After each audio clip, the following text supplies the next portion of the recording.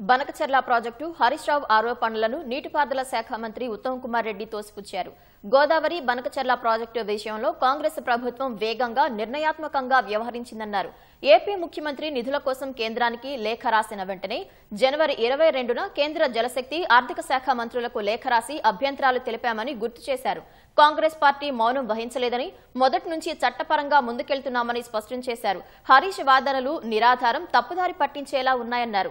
నదీ జలాల హక్కులపై తెలంగాణకు నష్టం చేసింది బీఆర్ఎస్ ప్రభుత్వమేనని, తెలంగాణకు కృష్ణానదిలో నీటి కేటాయింపులను కేవలం 299 టీఎంసీలకు మాత్రమే పరిమితం చేశారని విమర్శించారు. బీఆర్ఎస్ హయాంలోనే ముచ్చుమర్రి, మాల్యాల నుంచి నీటిని పెద్ద మొత్తంలో తరలించారని గుర్తు చేశారు. రాయలసీమ ఎత్తిపోతల టెండర్లు ఖరారైనప్పుడు బీఆర్ఎస్ ప్రభుత్వం అపెక్స్ కౌన్సిల్ సంప్రదించలేదని వివరించారు.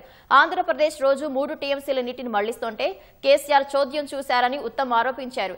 జగన్తో అవగాహనతోనే కేసీఆర్ తెలంగాణ నీటిని ఏపీ దోపిడీ చేసేలా అనుమతి ఇచ్చారని విమర్శించారు.